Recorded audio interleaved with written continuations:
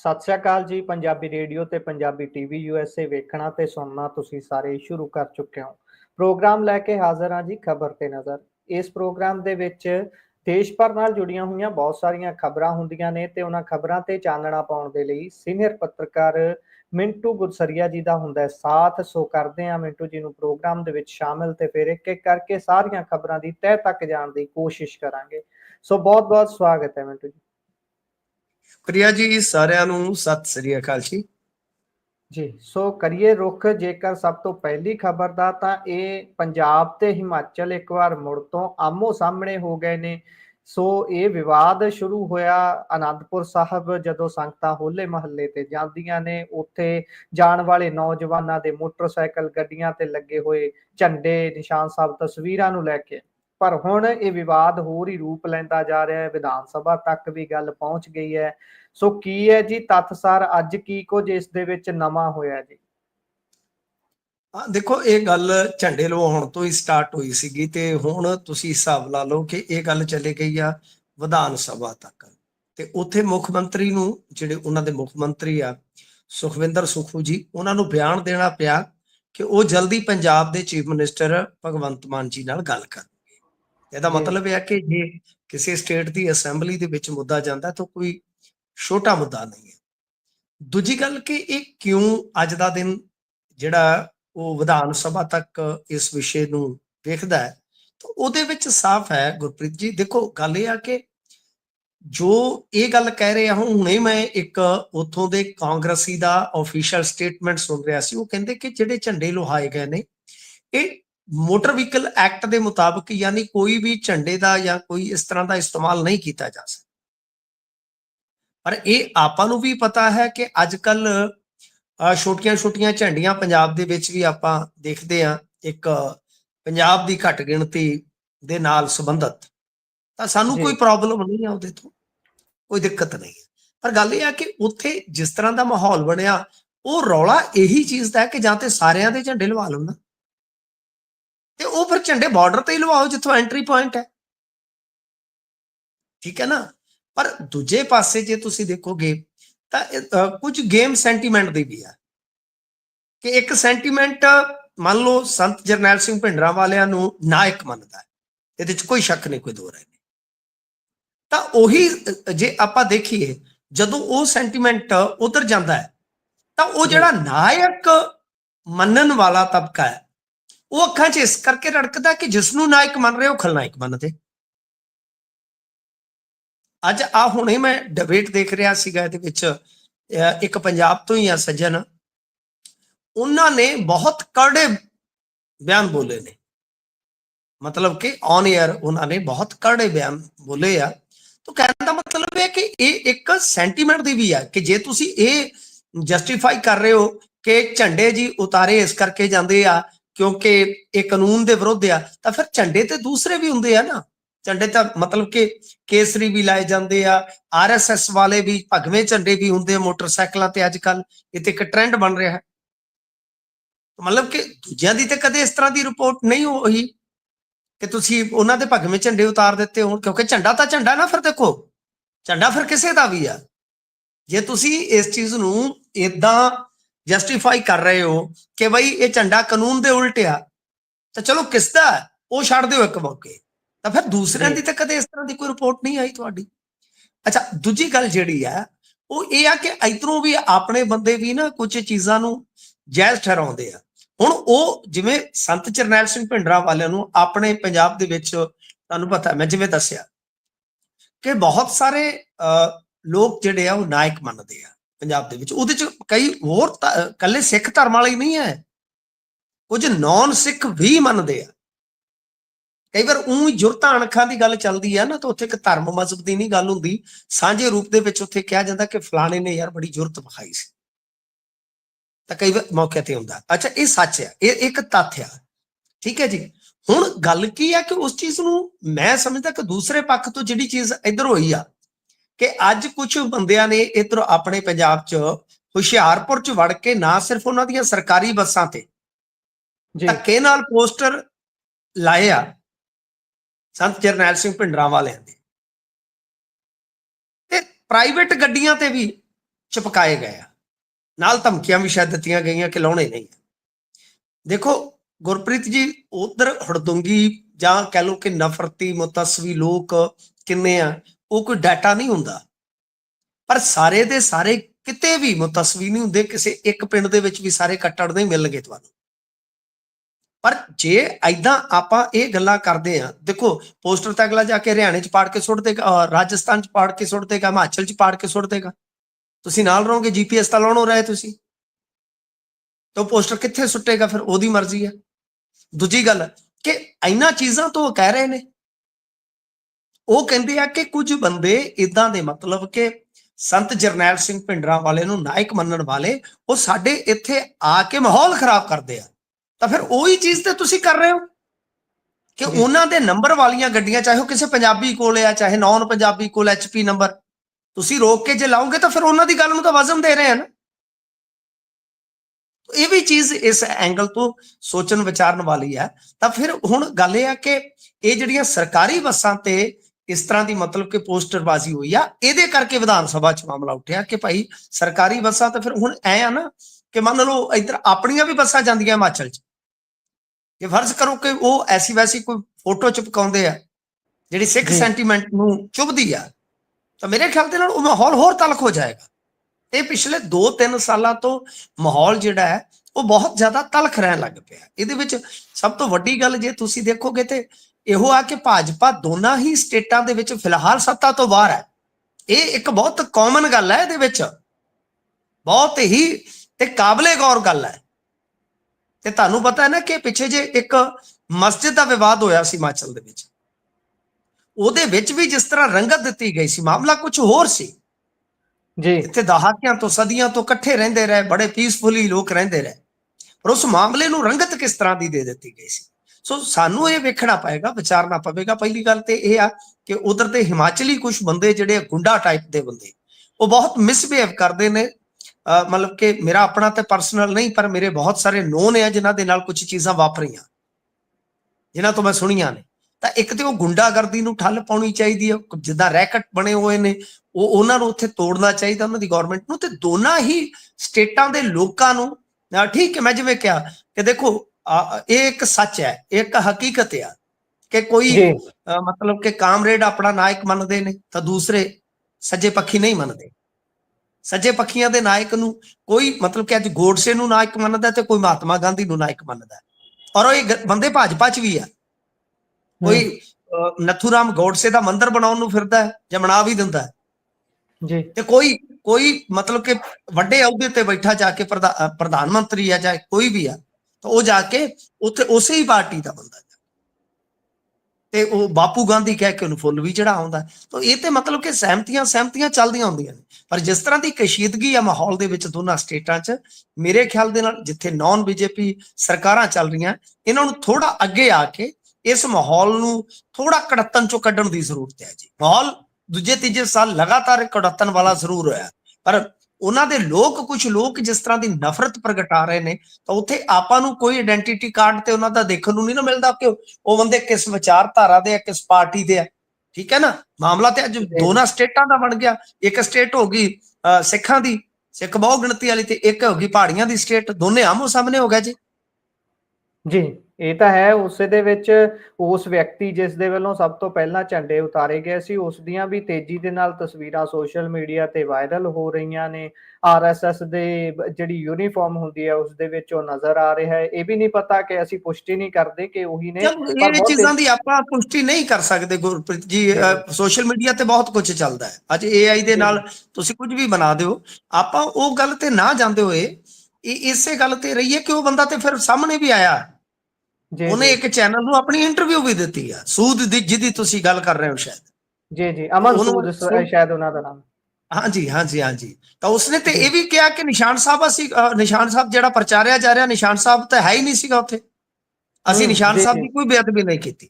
ਤਾਂ ਮਤਲਬ ਕਿ ਆਪਾਂ ਉਧਰ ਨਾ ਜਾਈਏ, ਆਪਾਂ ਤੇ ਜੋ ਔਨ ਰਿਕਾਰਡ ਚੀਜ਼ਾਂ ਆ ਗਈਆਂ ਨੇ ਇਹਦੇ ਬਿਹਾਫ ਤੇ ਦੇਖੀਏ ਕਿ ਆਉਣ ਵਾਲੇ ਸਮੇਂ ਦੇ ਵਿੱਚ ਬਹੁਤ ਕੁਝ ਬਦਲੇਗਾ। ਸੰਕੇਤਕ ਤੌਰ ਤੇ ਇਹੀ ਕੁਝ ਸਾਨੂੰ ਵੇਖਣ ਨੂੰ ਮਿਲ ਰਿਹਾ। ਪੰਜਾਬ ਦੇ ਵਿੱਚ ਜਿਸ ਤਰ੍ਹਾਂ ਦਾ ਮਾਹੌਲ ਬਣਦਾ ਜਾ ਰਿਹਾ ਹੈ, ਇੱਕ ਧਿਰ ਐ ਪੂਰੀ ਸ਼ਹਿ ਲਾ ਕੇ ਬੈਠੀ ਹੈ ਇਹਨਾਂ ਸਾਰੀਆਂ ਚੀਜ਼ਾਂ ਚੋਂ ਫਾਇਦਾ ਚੁੱਕਣ ਵਾਸਤੇ।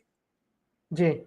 ਸੋ ਕੇਜਰੀਵਾਲ ਦੀ ਲੁਧਿਆਣਾ ਫੇਰੀ ਦੀ ਗੱਲ ਕਰ ਲੈਂਦੇ ਆ। ਬਾਹਲੀ ਚਰਚਾ 'ਚ ਹੈ ਜੀ ਇਹ ਲੁਧਿਆਣਾ ਫੇਰੀ, ਕੀ ਖਾਸ ਹੋਇਆ ਹੈ? ਵੈਸੇ ਤਾਂ ਇੱਕ ਦੰਗਾ ਪੀੜਤਾਂ ਨੂੰ ਵੀ ਲਾਗੇ ਨਹੀਂ ਜਾਣ ਦਿੱਤਾ, ਇਹ ਤਾਂ ਅੱਜ ਦੀ ਅਖਬਾਰ ਵਿੱਚ ਵੀ ਹੈ, ਪਰ ਇਸ ਤੋਂ ਵੱਖਰਾ ਕੀ ਹੈ ਜੀ? ਦੇਖੋ ਦੇਖੋ ਦੰਗਾ ਪੀੜਤ ਤੁਸੀਂ 84 ਕਿ 84 ਦੇ ਦੰਗਾ ਪੀੜਤਾਂ ਨੂੰ ਉਹਨਾਂ ਤੋਂ ਕਾਫੀ ਖਿੱਚ-ਧੂ ਕੀਤੀ ਗਈ, ਕੱਲ ਉਹਨਾਂ ਨੇ ਦੱਸਿਆ। ਮੈਨੂੰ ਇੱਕ ਤੁਹਾਡੇ ਤੇ ਵੱਡਾ ਇਤਰਾਜ਼ ਹੋਏਗਾ ਕਿ ਅਸੀਂ ਉਸ ਨੂੰ ਦੰਗਾ ਨਹੀਂ ਕਹਿ, ਅਖਬਾਰ ਲਿਖਦੀ ਹੈ। ਵਿੱਚ ਅਸੀਂ ਵਾਪਸ ਲੈ ਲੈਂਦੇ ਆ, ਬਹੁਤ ਮਾਫੀ ਚਾਹੁੰਦੇ ਆ। ਇਹ ਸ਼ਬਦ ਆਪਾਂ ਉਹਨੂੰ ਹੋਰ ਸ਼ਬਦ ਵਰਤ ਲੈਂਦੇ ਆ, ਉਹਦੇ ਲਈ ਕਹਿ ਦਿੰਦੇ ਆ ਵੀ ਤੁਸੀਂ ਪੰਜਾਬੀ ਰੇਡੀਓ ਹਮੇਸ਼ਾ ਸਿੱਖ ਕਤਲੇਆਮ ਹੀ ਕਹਿੰਦਾ ਤੇ ਮੈਂ ਖੁਦ ਮਤਲਬ ਇਸ ਚੀਜ਼ ਨੂੰ ਹਾਂਜੀ ਚਲੋ ਖੈਰ ਕੋਈ ਗੱਲ ਨਹੀਂ। ਤਾਂ ਦੇਖੋ ਗੱਲ ਇਹ ਹੈ ਕਿ ਉਹ ਕੱਲ ਦਾ ਵਿਰੋਧ ਸੀਗਾ ਜਿਸ ਵੇਲੇ ਉਹ ਕੁਝ ਸਿੱਖ ਕਤਲੇਆਮ ਪੀੜਤ ਆਏ ਨੇ, ਉਹਨਾਂ ਨੂੰ ਲਾਗੇ ਨਹੀਂ ਲੱਗਣ ਦਿੱਤਾ ਗਿਆ। ਤੇ ਇਹ ਹਰੇਕ ਸਰਕਾਰ ਨੇ, ਦੇਖੋ ਇਹ ਤੇ ਮੈਂ ਤੁਹਾਨੂੰ ਸਪਸ਼ਟ ਕਹਿ ਦੇਵਾਂ ਕਿ ਇਹ ਹਰੇਕ ਸਰਕਾਰ ਨੇ 84 ਕਤਲੇਆਮ ਤੇ ਰੋਟੀਆਂ ਸੇਕੀਆਂ ਨੇ ਜੀ, ਇਹਦੇ ਵਿੱਚ ਕੋਈ ਸ਼ੱਕ ਨਹੀਂ ਹੈ, ਠੀਕ ਹੈ ਨਾ। ਪਰ ਜਦੋਂ ਕਰਨ ਦੀ ਵਾਰੀ ਆਉਂਦੀ ਆ ਤਾਂ ਤੁਹਾਡੇ ਸਾਹਮਣੇ ਆ, ਅਕਾਲੀ ਰਾਜ ਦੇ ਵਿੱਚ ਵੀ ਇਹ ਕੁਝ ਹੁੰਦਾ ਰਿਹਾ, ਅਸੀਂ ਉਦੋਂ ਵੀ ਦੇਖਦੇ ਰਹੇ। ਇਨਫੈਕਟ ਕਿ ਲੁਧਿਆਣੇ ਦੇ ਵਿੱਚ ਹੀ ਜੋ ਅਲਾਟਮੈਂਟ ਹੋਈ ਸੀਗੀ ਮਕਾਨਾਂ ਦੀ, ਉਹਦੇ ਵਿੱਚ ਵੀ ਘਪਲਾ ਨਿਕਲ ਆਇਆ ਸੀਗਾ ਜੀ, ਬੜੇ ਦੋਸ਼ ਲੱਗਦੇ ਨੇ ਉਹਦੇ ਵਿੱਚ ਵੀ। ਬਹਰਹਾਲ ਦੇਖੋ ਗੱਲ ਇਹ ਆ ਕਿ ਕੇਜਰੀਵਾਲ ਸਾਹਿਬ ਇੱਥੇ ਆਏ ਨੇ, ਕੇਜਰੀਵਾਲ ਸਾਹਿਬ ਮਤਲਬ ਬੋਲੇ ਆ ਕਿ ਨਸ਼ੇ ਦੇ ਵਿਰੁੱਧ ਅਸੀਂ ਜੀ ਜਨ ਅੰਦੋਲਨ ਛੇੜ ਦਿੱਤਾ ਹੈ, ਹਸਪਤਾਲ ਦੀ ਚਲੋ ਜਿਹੜੀ ਓਟੀ ਆ ਤੇ ਉਹ ਸਾਰਾ ਕੁਝ ਮਤਲਬ ਕਿ ਇਹਨਾਂ ਨੇ ਕੀਤਾ ਫਾਰਮੈਲਿਟੀ ਦੇ ਤੌਰ ਤੇ। ਮਾਨ ਸਾਹਿਬ ਵੀ ਸਨ, ਕਹਿੰਦੇ ਕਿ ਨਸ਼ੇ ਦੇ ਸੌਦਾਗਰਾਂ ਤੇ ਬੁਲਡੋਜ਼ਰ ਕਾਰਵਾਈ ਜਾਰੀ ਰਹੂਗੀ, ਤਾਂ ਮਤਲਬ ਕਿ ਇਹ ਸਾਰੀਆਂ ਚੀਜ਼ਾਂ ਉੱਥੇ ਹੋਈਆਂ ਨੇ। ਹੁਣ ਕੇਜਰੀਵਾਲ ਸਾਹਿਬ ਕਹਿੰਦੇ ਆ ਕਿ ਇਹ ਐਕਸ਼ਨ ਦਾ ਸਮਾਂ ਆ ਗਿਆ ਜੀ, ਇਦਾਂ ਹੋਇਆ ਉਦਾਂ ਹੋਇਆ ਨਸ਼ੇ ਦੇ ਮੁੱਦੇ ਤੇ ਪਾਕਿਸਤਾਨ ਚੋਂ ਨਸ਼ਾ ਆ ਰਿਹਾ, ਬਖਸ਼ੇ ਨਹੀਂ ਜਾਣਗੇ ਕਿੰਗ ਪਿਨ, ਮਤਲਬ ਕਿ ਇਹ ਸਾਰਾ ਕੁਝ ਇਹਨਾਂ ਨੇ ਅੱਜ ਕਿਹਾ। ਦੇਖੋ ਉਹ ਠੀਕ ਹੈ, ਚਲੋ ਇਹਨਾਂ ਦਾ ਹੱਕ ਵੀ ਬਣਦਾ ਇਹ ਆ ਕੇ ਗੱਲਾਂ ਬਾਤਾਂ ਕਰਦੇ, ਕਿਉਂਕਿ ਹੁਣ ਸੁਪਰ ਸੀਐਮ ਜੂ ਠਹਿਰੇ। ਤੁਸੀਂ ਹਿਸਾਬ ਲਾ ਲਓ ਕਿ ਓਟੀ ਦਾ ਉਦਘਾਟਨ ਹੈ ਜਿਹੜਾ, ਉਹ ਮੁੱਖ ਮੰਤਰੀ ਦੇ ਨਾਲ ਖਲੋ ਕੇ ਉਹ ਸ਼ਖਸ ਕਰ ਰਿਹਾ ਜਿਹੜਾ ਸਾਬਕਾ ਮੁੱਖ ਮੰਤਰੀ ਆ, 25 ਸਟੇਟ ਦਾ ਰਿਹਾ। ਕਿਉਂਕਿ ਹੈਸੀਅਤ ਦੇ ਨਾਲ ਇਹਨਾਂ ਦੇ ਬੰਦਿਆਂ ਨੂੰ ਜਦੋਂ ਪੁੱਛੀਏ ਤੇ ਉਹ ਇੱਕ ਨਾ ਕੰਪੈਰੀਜ਼ਨ ਕਰਦੇ ਨੇ, ਤੁਲਨਾ ਕਰਦੇ ਨੇ ਕਿ ਮਨਮੋਹਨ ਸਿੰਘ ਕਿਹੜਾ ਇਲੈਕਸ਼ਨ ਲੜੇ ਸੀਗੇ, ਉਹ ਵੀ ਤੇ ਅਸਮ ਤੋਂ ਆਏ ਸਨ। ਤੇ ਮੈਂ ਕਹਿੰਦਾ ਹੁੰਨਾ ਕਿ ਜਿਹੜਾ ਇਹ ਸਵਾਲ ਕਰਦੇ ਆ ਕਿ ਇੰਚਾਰਜ ਜਿਹੜੇ ਕਾਂਗਰਸ ਤੇ ਭਾਜਪਾ ਦੇ ਉਹ ਕਿੱਥੋਂ ਲੱਗਦੇ, ਉਹ ਵੀ ਤੇ ਬਾਹਰ ਹੀ ਹੁੰਦੇ ਆ। ਉਹਨਾਂ ਦੀ ਜਾਣਕਾਰੀ ਵਾਸਤੇ ਦੱਸ ਦਈਏ ਕਿ ਜਦ ਕੈਪਟਨ ਸੱਤਾ ਦੇ ਵਿੱਚ ਸੀ, ਮੁੱਖ ਮੰਤਰੀ ਸੀ, ਤੇ ਹਰੀਸ਼ ਰਾਵਤ ਜਾ ਕੇ ਫੀਤੇ ਨਹੀਂ ਸੀ ਕੱਟਦਾ। ਹਰੀਸ਼ ਰਾਵਤ ਜਾਂ ਹਰੀਸ਼ ਚੌਧਰੀ ਜਿਹੜਾ ਮਗਰੋਂ ਇੰਚਾਰਜ ਲੱਗਾ ਇਹਨਾਂ ਦਾ, ਉਹ ਜਾ ਕੇ ਫੀਤੇ ਨਹੀਂ ਸੀ ਕੱਟਦੇ ਕਿਤੇ, ਠੀਕ ਆ। ਉਹਨਾਂ ਦੀਆਂ ਪਾਰਟੀ ਦੀਆਂ ਗਤੀਵਿਧੀਆਂ ਕਹਿ ਲਓ ਕਿ ਜੋ ਵੀ ਹੁੰਦੀਆਂ ਨੇ ਉਹਨਾਂ ਦੇ ਵਿੱਚ ਉਹਨਾਂ ਦਾ ਪੂਰਾ ਦਖਲ ਹੁੰਦਾ, ਨੀਤੀਆਂ ਤੱਕ ਵੀ ਦਖਲ ਹੁੰਦਾ। ਪਰ ਇੱਥੇ ਤੇ ਸਿੱਧੇ ਤੌਰ ਤੇ ਤੁਸੀਂ ਰਿਕਾਰਡ ਹੀ ਤੋੜ ਰਹੇ ਹੋ। ਹੁਣ ਜਿਹੜੀ ਗੱਲ ਰਹੀ ਹੈ, ਮੈਂ ਇੱਕ ਪੱਖ ਤੋਂ ਚਲੋ ਇਹ ਤੇ ਫਾਰਮੈਲਿਟੀਆਂ ਉੱਥੇ ਜੋ ਇਹ ਕਰ ਰਹੇ ਨੇ ਇਹ ਤਾਂ ਸਭ ਆਪਾਂ ਨੂੰ ਪਤਾ, ਲੁਧਿਆਣਾ ਜ਼ਿਮਨੀ ਚੋਣ ਦੀ ਤਿਆਰੀ ਹੈ। ਇੱਕ ਮੈਂ ਤੁਹਾਨੂੰ ਇੱਕ ਹੋਰ ਗੱਲ ਦੱਸਦਾ, ਇੱਕ ਤੇ ਜਿਹੜੀ ਮੈਨੂੰ ਖਬਰ ਮਿਲੀ ਆ ਕਿ 17-18 ਹਜ਼ਾਰ ਪੁਲਿਸ ਵਾਲਾ ਅੱਜ ਸ਼ਾਮੀ ਸੰਗਰੂਰ ਸੱਦਿਆ ਗਿਆ ਐਮਰਜੈਂਸੀ ਦੇ ਵਿੱਚ। ਦੇਖੋ ਹੁਣ ਪਤਾ ਨਹੀਂ ਕੀ ਐਕਸ਼ਨ ਹੋਣ ਲੱਗਾ, ਜਾਂ ਤਾਂ ਇਹ ਕਿ ਅਮਰਤਪਾਲ ਸਿੰਘ ਦੇ ਜਿਹੜੇ ਸਾਥੀ ਆ ਰਹੇ ਆ ਵਾਪਸ, ਉਹਨਾਂ ਕਰਕੇ ਆ, ਜਾਂ ਕੋਈ ਹੋਰ ਐਕਸ਼ਨ ਇਹਨਾਂ ਦਾ, ਮੈਂ ਕੁਝ ਨਹੀਂ ਕਹਿ ਸਕਦਾ। ਇਹ ਮੇਰੇ ਕੋਲ ਹੁਣ ਦੀ ਕਹਿ ਲਓ ਕਿ ਬ੍ਰੇਕਿੰਗ ਖਬਰ ਹੈ ਕਿ ਬਹੁਤ ਵੱਡੇ ਪੱਧਰ ਤੇ ਨਫਰੀ, ਐਗਜ਼ੈਕਟ ਨੰਬਰ ਆਪਾਂ ਨਾ ਗਿਣੀਏ, ਪਰ ਜੋ ਸਾਨੂੰ ਫੋਰਸ ਦੇ ਵਿੱਚੋਂ ਸੋਰਸਾਂ ਦੇ ਰਾਹੀਂ ਪਤਾ ਲੱਗ ਰਿਹਾ ਕਿ ਤਕਰੀਬਨ ਇਹ ਨਫਰੀ ਜਿਹੜੀ ਆ 15 ਤੋਂ 20 ਹਜ਼ਾਰ ਦੇ ਦਰਮਿਆਨ ਹੋ ਸਕਦੀ ਹੈ, ਜਿਹੜੀ ਪੂਰੇ ਪੰਜਾਬ ਚੋਂ ਐਮਰਜੈਂਸੀ ਵਿਆਪ ਤੇ ਸੱਦੀ ਗਈ। ਇਹ ਹਜ਼ਾਰ ਹੈ ਜਾਂ 100 ਹੈ ਜੀ? ਹਜ਼ਾਰ? ਅਰੇ ਨਹੀਂ ਸਰ, ਹਜ਼ਾਰਾਂ ਚ ਬਣੇਗੀ ਇੰਨੀ ਵੱਡੀ ਗਿਣਤੀ? ਇਹ ਤਾਂ ਬੜਾ ਹੈਰਾਨੀਜਨਕ ਆંકੜਾ ਹੈ।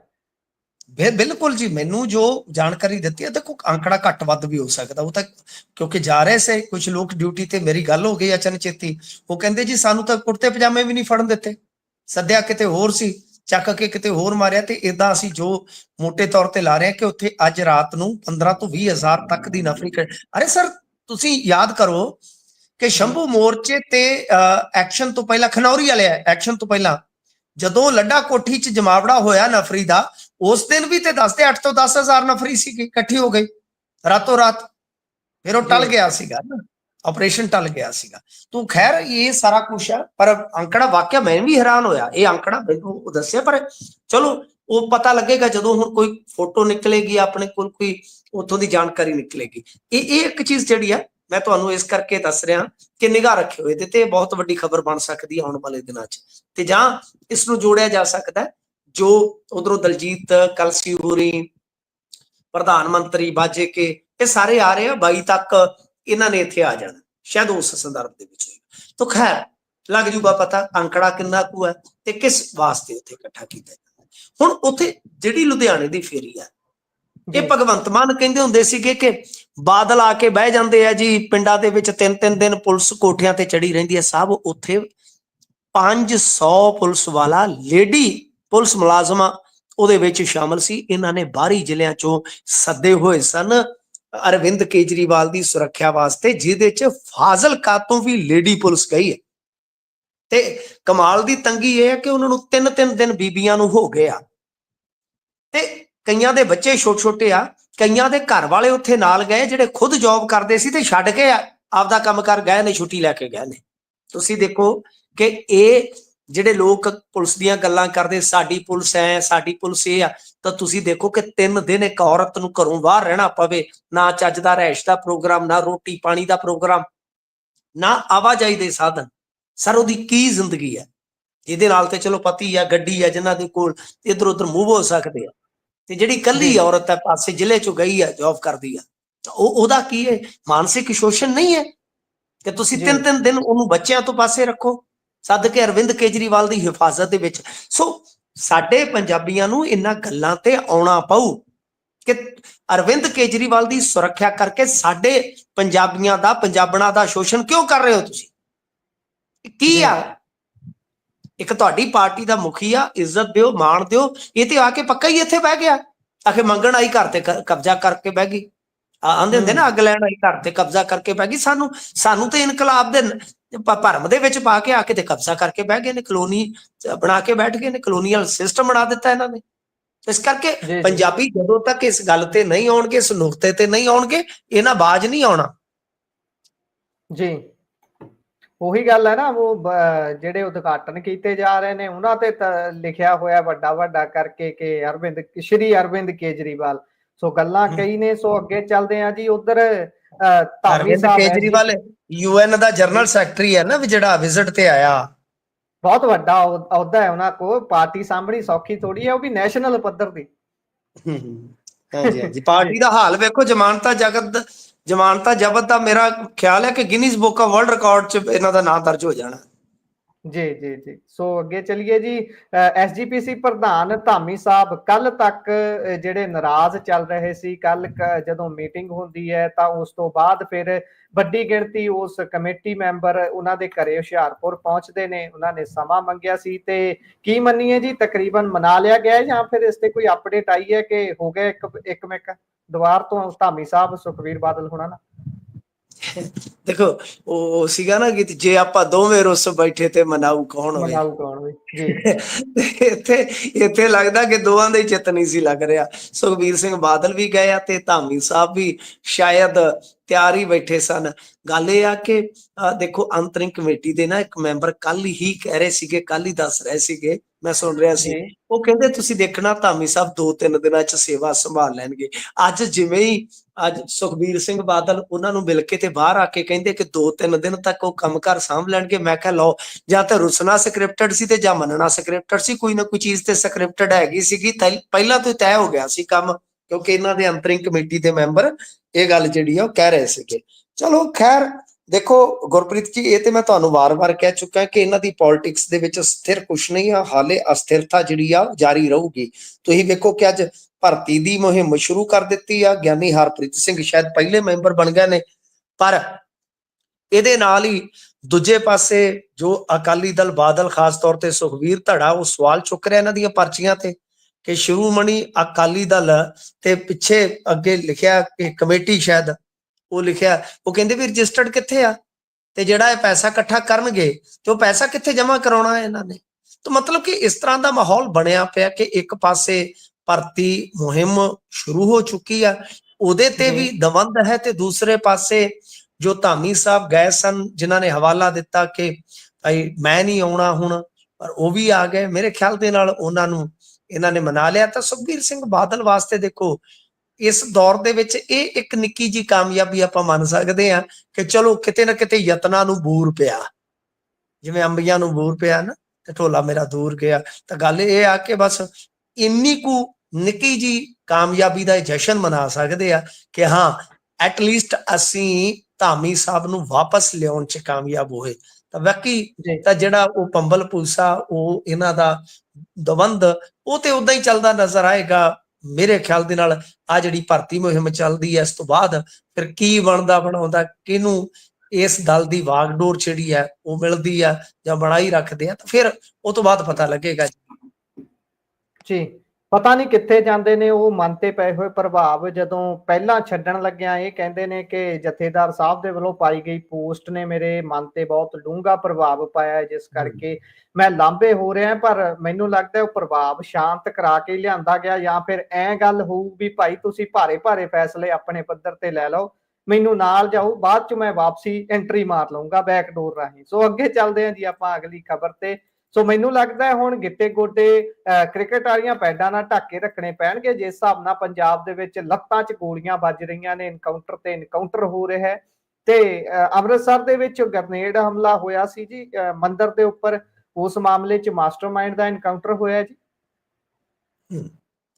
ਦੇਖੋ ਇਹ ਮੰਦਿਰ ਦੇ ਬਾਹਰਲੇ ਹਿੱਸੇ 'ਚ ਮਾੜਾ ਜਿਹਾ ਨੁਕਸਾਨ ਹੋਇਆ ਸੀਗਾ, ਮੰਦਿਰ ਦੇ ਵਿੱਚ ਤੇ ਨਹੀਂ ਸੀ ਇਹ ਗ੍ਰਨੇਡ ਡਿੱਗਾ, ਬਾਹਰਲੇ ਪਾਸੇ, ਯਾਨੀ ਜਿੱਦਾਂ ਆਪਾਂ ਕਹਿੰਦੇ ਕਿ ਇਮਾਰਤ ਦਾ ਬਾਹਰਲਾ ਹਿੱਸਾ ਹੁੰਦਾ, ਪਰ ਕਿਸੇ ਵੀ ਧਾਰਮਿਕ ਸਥਾਨ ਦੀ ਕੋਈ 1 ਇੰਚ ਜਗ੍ਹਾ ਵੀ ਨੁਕਸਾਨੀ ਜਾਂਦੀ ਹੈ ਤੇ ਮੇਰੇ ਖਿਆਲ ਦੇ ਨਾਲ ਦੁਖਦ ਆ ਜੀ ਅੱਛਾ ਦੇਖੋ ਗੱਲ ਇਹ ਆ ਕਿ ਜਿਹੜਾ ਮਸਲਾ ਹੈ ਨਾ ਐਨਕਾਊਂਟਰ ਦਾ, ਤਾਂ ਇਹਦੇ ਵਿੱਚ ਇਹ ਜਿਹੜਾ ਸੀਗਾ ਹਮਲਾਵਰ, ਇਹ ਤੇ ਸ਼ਾਇਦ ਹਰਿਆਣੇ ਦਾ ਸੀਗਾ ਜੀ। ਇਸ ਐਨਕਾਊਂਟਰ ਦੇ ਦੌਰ ਦੇ ਵਿੱਚ ਇਹ ਇੱਕ ਨਵਾਂ ਮਾਮਲਾ ਹੈ ਕਿ ਹਰਿਆਣੇ ਦਾ ਸੀਗਾ ਇਹ, ਤੇ ਇਸ ਨੂੰ ਐਨਕਾਊਂਟਰ ਦੇ ਵਿੱਚ ਪੰਜਾਬ ਪੁਲਿਸ ਨੇ ਡੇਗਿਆ।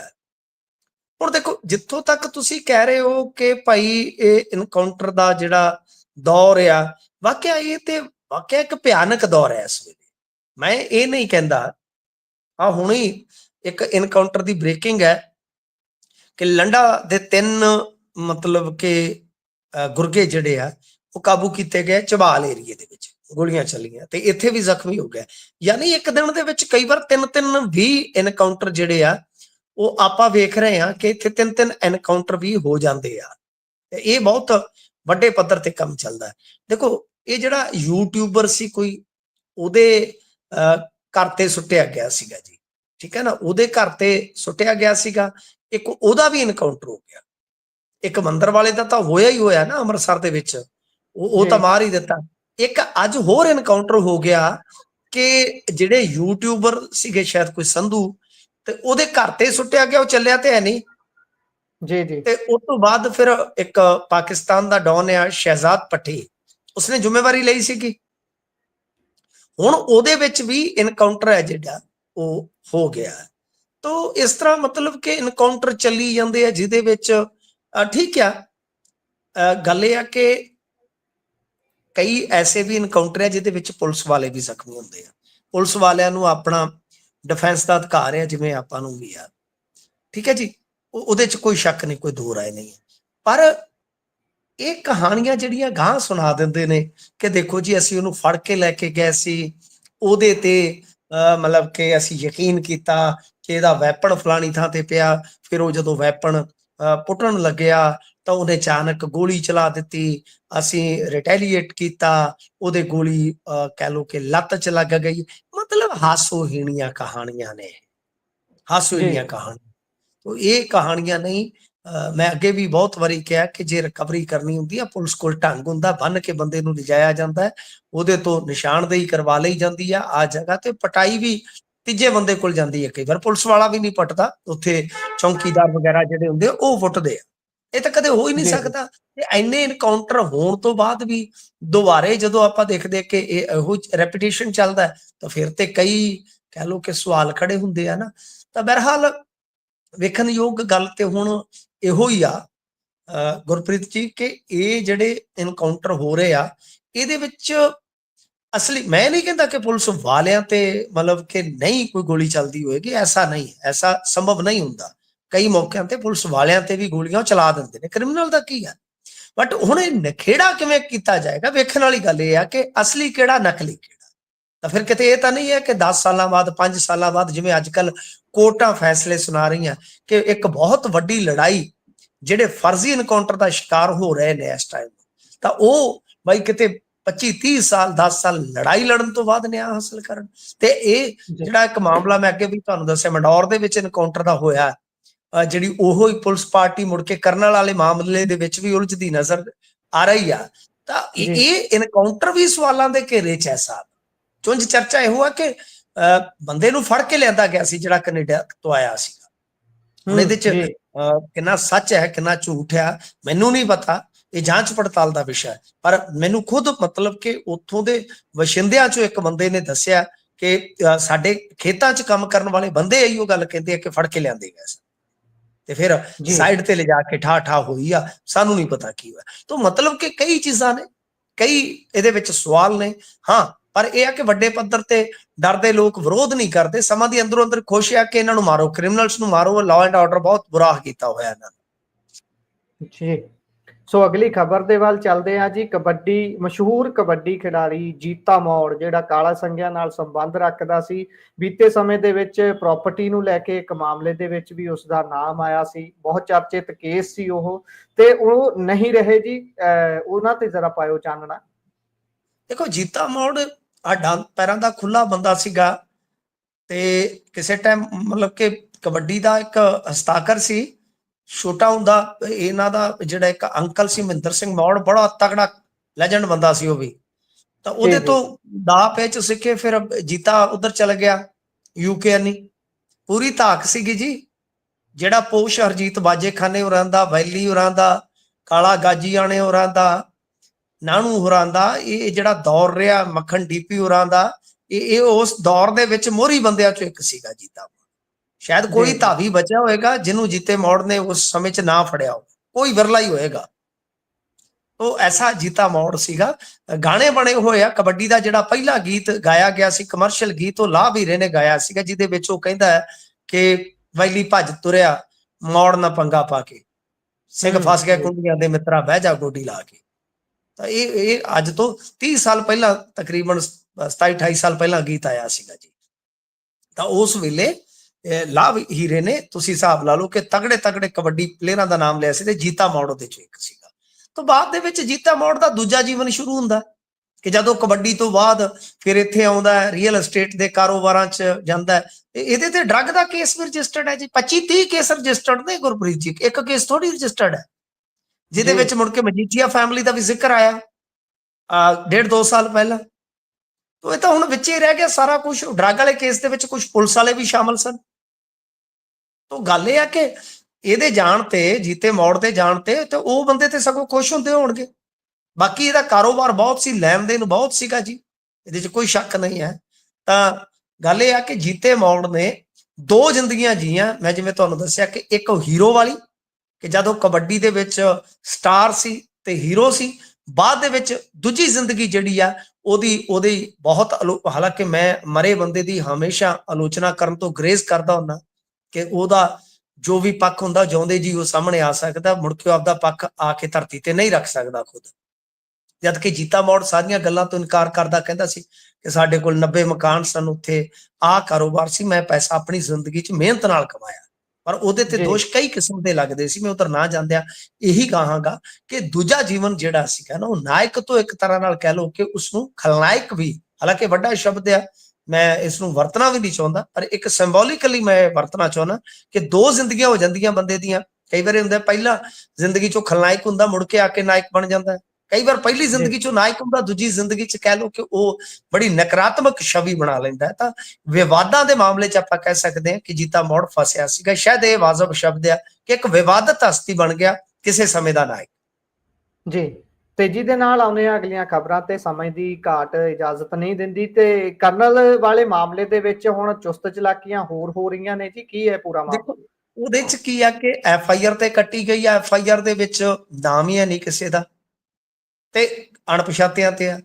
FIR ਜਿਹੜੀ ਆ, ਜਿਹੜੇ ਬੰਦੇ ਕੁਟਾਪੇ ਦਾ ਸ਼ਿਕਾਰ ਹੋਏ, ਪਿਓ ਪੁੱਤ ਕਰਨਲ ਤੇ ਉਹਨਾਂ ਦਾ ਬੇਟਾ, ਜੀ ਉਹਨਾਂ ਦੇ ਮਤਲਬ ਕਿ ਬਿਆਨ ਤੇ ਨਹੀਂ FIR ਜਿਹੜੀ ਉਹ ਕੱਟ ਦਿੱਤੀ ਹੈ ਢਾਬੇ ਵਾਲੇ ਦੇ ਬਿਆਨ ਤੇ ਢਾਬਾ ਵਾਲਾ ਜੀ ਤਾਂ ਤੋਤੇ ਵਾਂਗੂ ਬੋਲੀ ਜਾਂਦਾ, ਤੇ ਢਾਬੇ ਵਾਲਾ ਤੇ ਕੁਝ ਪੁਲਿਸ ਦੇ ਪੱਖ ਚੋਂ ਇਹ ਕਹੀ ਜਾਂਦੇ ਨੇ ਕਿ ਜੀ ਉਹਨਾਂ ਨੇ ਸ਼ਰਾਬ ਪੀਤੀ ਸੀ, ਜਦ ਕਿ ਮੈਡੀਕਲ ਰਿਪੋਰਟ ਜਿਹੜੀ ਹੈ ਉਹ ਇਨਕਾਰੀ ਹੈ ਇਸ ਗੱਲ ਤੋਂ। ਦੂਜੇ ਪਾਸੇ ਜੇ ਤੁਸੀਂ ਵੇਖੋਗੇ ਤਾਂ ਇੱਕ ਚੀਜ਼ ਹੋਰ ਹੈ ਕਿ ਅੱਜ ਸ਼ਾਇਦ DGP ਨੂੰ ਵੀ ਮਿਲ ਗਿਆ ਸੀ ਪਰਿਵਾਰ, ਔਰ ਮੇਲ ਮਿਲਾਪ ਹੋਇਆ ਨਹੀਂ ਸ਼ਾਇਦ। ਗੱਲ ਇਹ ਆ ਕਿ ਇਹ ਸਾਰਾ ਕੁਝ ਜੋ ਚੱਲ ਰਿਹਾ ਹੈ ਤਾਂ ਜੀ FIR ਵੀ ਕਰ ਲਈ ਆ, ਪਰ FIR ਕੀਤੀ ਗਲਤ ਢੰਗ ਨਾਲ, ਉਹਦੇ ਵਿੱਚ ਤੇ ਕਰਨਲ ਫਸ ਜਾਏਗਾ ਆਉਣ ਵਾਲੇ ਸਮੇਂ ਦੇ ਵਿੱਚ, ਕਿਉਂਕਿ ਢਾਬੇ ਵਾਲੇ ਦੇ ਬਿਆਨ ਤੇ ਸੇਮ ਹੀ ਹੈ ਜਿਸ ਤਰ੍ਹਾਂ ਦਾ ਉਹ ਸਟੇਟਮੈਂਟ ਦੇ ਰਿਹਾ ਸੀਗਾ। ਤੇ ਇਸ ਤੋਂ ਇਲਾਵਾ ਬੜੀ ਚੁਸਤ ਚਲਾਕੀ ਵਾਲੀ ਗੱਲ ਇਹ ਆ ਕਿ ਸਾਰੇ ਦੇਸ਼ ਦੇ ਸਾਹਮਣੇ ਜਿਹੜੇ ਨਾਨਕ ਸਿੰਘ SSP ਆ, IPS ਆ, ਨੌਜਵਾਨ ਆ, ਉਹ ਮਾਫੀ ਮੰਗ ਕੇ ਤੇ ਇਹ ਐਲਾਨ ਕਰਦੇ ਆ ਕਿ ਉਹਨਾਂ ਨੇ 12 ਸਸਪੈਂਡ ਕਰ ਦਿੱਤੇ ਆ।